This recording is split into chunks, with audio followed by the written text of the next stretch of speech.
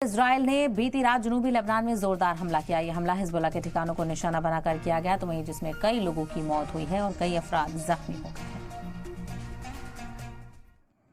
Israeli फौज ने जनूबी लेबनान में हमले तेज कर दिए हैं।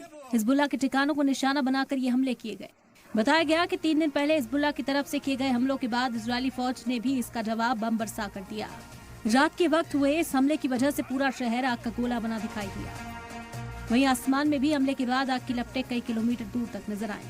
बताया गया कि इन हमलों के लिए इजराइल ने मिसाइल के साथ ड्रोन का भी इस्तेमाल किया और हिजबुल्लाह के ठिकानों पर जमकर बम बरसाए। वहीं जनूबी लेबनान के त्यार जिले में इजरायली फौज ने एक गाड़ी को निशाना बनाया, जिससे वहां अफरा तफरी फैल गई। इजराइल ने इस हमले को ड्रोन के जरिए अंजाम दिया और दावा किया कि जिस गाड़ी पर हमला किया गया उसमें हिजबुल्लाह का कमांडर मौजूद था। इस हमले में हिजबुल्लाह के कमांडर की मौत हो गई, जबकि कई लोग जख्मी हो गए। वहीं आसपास से गुजरने वाली गाड़ियां भी इस हमले की चपेट में आ गईं, जिससे उसमें मौजूद लोग जख्मी हो गए।